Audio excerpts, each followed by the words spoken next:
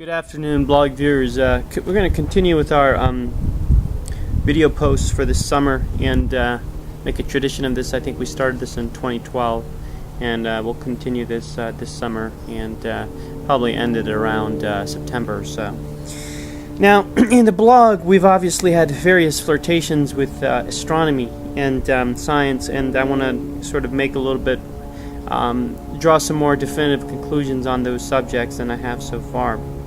Now, I think astronomy has undoubtedly produced evidence of billions of galaxies, each of which contains billions of stars. That's pretty much standard knowledge nowadays. It used to be thought that Earth was the only thing existing, and then we realized that there were other galaxies and other stars, and many of those galaxies have many other stars. So the standard understanding now is that there are billions of galaxies, each of which contains billions of stars. Now, it used to be hard to tell if any of those stars had planets on them, because while those stars are at minimum many several hundred trillions of miles away, and so it's very hard to see that far away whether those stars have any orbiting planets. You get the light of the star barely here on Earth, but it's very hard to find a planet that's several trillion miles away, many trillions of miles away. Planets are always much smaller than their stars, and otherwise, if they were big enough, they would become their own star. So they're much smaller than stars, and they're also not emitting light in the same way a star is. The Earth is not emitting light like the sun is, so obviously it would be far harder to see the Earth than it would be to see the sun if you were in some other galaxy.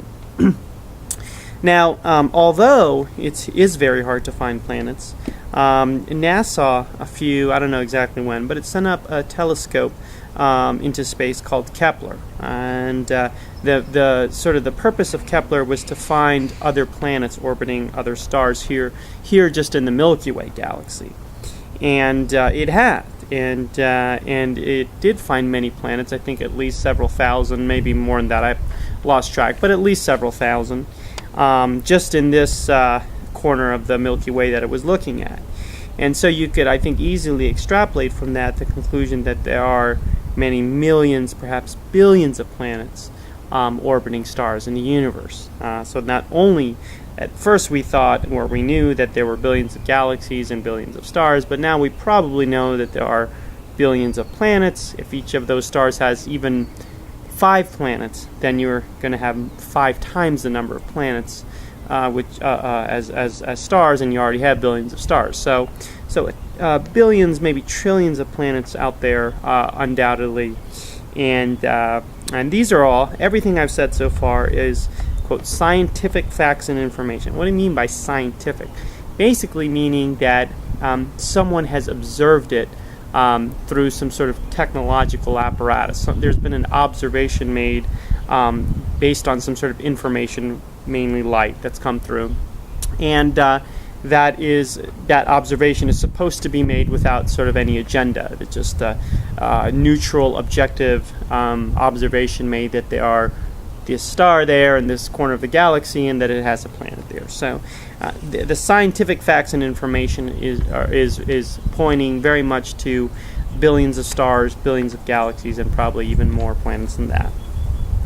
But of course, on this blog focusing on human good and related subjects, our purpose here is to determine what human meaning we can give to these facts, these scientific facts.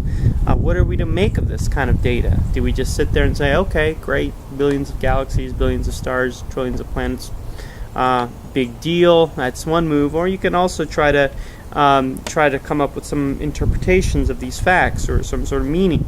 And so what kind of human meaning can we give to these facts?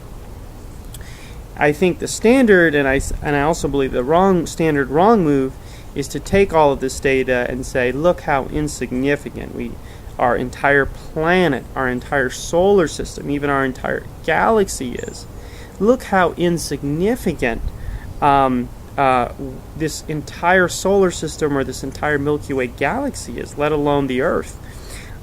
We are just sort of one of billions and billions and billions of worlds out there, And we haven't even gotten to the species level of man, of which we know there's many million species on Earth. But even before getting to the whole species of man, we know that our world is one of many billions out there. So how can we take ourselves seriously, whether as a species or as individuals, when our entire world isn't even a big deal? And even more than that, when our entire solar system with the sun isn't a big deal, when our entire galaxy isn't even a big deal. How can we take any of this seriously in the midst of this clear demonstration from science of at least numerical insignificance? And so the conclusion has been made by many that we are insignificant, and I think that's the wrong conclusion. And I think it's the wrong conclusion because the critical fact that I don't think everyone is catching as much as they should is, through all this discovery of all these other planets and stuff, the critical fact is that no life of any sort has been found anywhere other than Earth so far. That's the key point. No life has been found. Even if it was found anywhere else, I think there's a very high chance it would be simple bacteria that just doesn't do anything complicated. It sort of eats, gets rid of waste, and reproduces. That's it.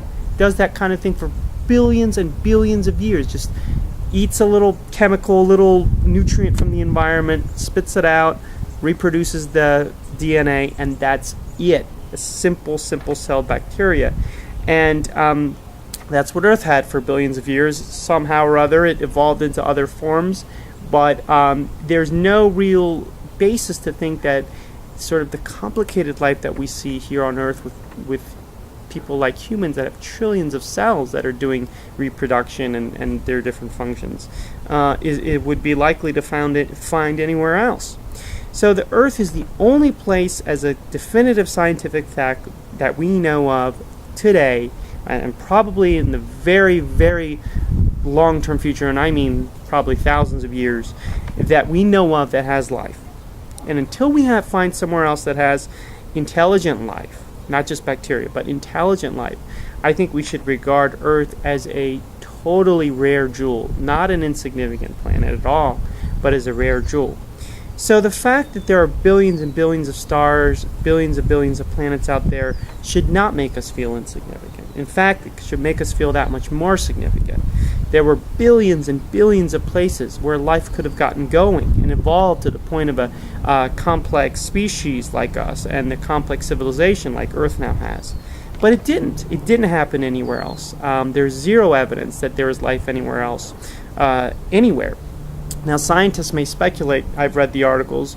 Many others have too, I'm sure, that they found this planet in this galaxy orbiting this star, and it's kind of like Earth, and it's sort of could have water, and it's not too far from the star, and the conditions are favorable for Earth, but for life. That doesn't mean anything. That doesn't mean anything when you think about it. The fact that there is some planet out there that people can barely see through a telescope that potentially has water and is and I don't even know if they see it with enough clarity to know it has water versus this blue liquid that could be something else. But anyway, putting that aside, the fact that speculations are made by scientists that a certain planet could be favorably suited for life, or even there's been speculations that some of Jupiter's moons, like Europa, could have life because it's not too far from Jupiter and has potentially water underneath this ice surface. And so speculations are made that these are favorable conditions for life. But that is not a finding that there has been life. It's like saying, it's not at all unlike when this is Triple Crown horse racing season, certain horses have a pedigree that it makes them favorably suited to win a Triple Crown race. There's hundreds of horses every year, hundreds, sometimes thousands, and people pay millions of dollars for these horses because the bloodlines of the horse are former Triple Crown winners. So you have AP Indy horses, you have Unbridled, you have the top horses, Ghost Sapper, many other horses that were just absolute studs. And then they mate with a female that was also had a great racing career. And so people believe that these horses are favorably suited for a Triple Crown race. But you know what? They don't win. 99.9% of the time, they don't win. And they don't win the Triple Crown. And so the fact that there was a favorable pedigree doesn't mean that you're going to end up with a Triple Crown winner. And I think the odds are probably even more remarkable of there being life out there somewhere else. So none of this stuff as to favorable conditions anywhere else, until there's been a finding of life, really adds up to anything. Earth is the only planet that, quote, made it to life and then made it to complex life. The potential Earths, meaning a planet with complex life that could be somewhere out there, number in the potential billions, perhaps even trillions. There's probably potential trillions of Earths out there that have the same could have the same conditions. But the actual Earths, so the potential Earths are in the trillions, but the actual Earths, the ones that actually made it to life and complex life, number one. So the human meaning, I would argue, that we ascribe to the scientific truth of billions of galaxies should be that Earth is very significant, Earth is very rare, and Earth is very important for having produced, and very unique for having produced a species like us. And I would totally reject the other interpretation that Earth or we as a species or individual members are insignificant because there are billions of lifeless planets and stars out there that may have potentially may just have some bacteria on them, or just filled with geysers and filled with mountains that are way bigger than Mount Everest, and have deserts that are 20 times the size of Earth, and whatever physical configuration you want to add to the planet. Doesn't matter. Doesn't matter if the planet has the most remarkable physical configurations that are just so stunning. You're like, oh my God, an ocean that is 20 miles deep or 500 miles deep, whatever it is. The point is, still they don't have life, and it's not about size or quantity. Size of the planet or the quantity of planets in somewhere in some other galaxy. It's about what's going on in that planet. And if you don't have life, if you just have physical chemical laws sort of obeying the basic operations, you have weather, you have mountains eroding, I would argue that is not a reason to in any way trivialize what's going on Earth, because what's going on here on Earth is much more significant than basic weather operations and basic withering away of mountains, but on a planet that has, or lava activity or whatever, but on a planet that has new life. So that's it for today, and we might continue with this focus of determining what meaning, what human meaning we can give to what are otherwise just raw or naked scientific facts and data. So that's it for today. Bye-bye.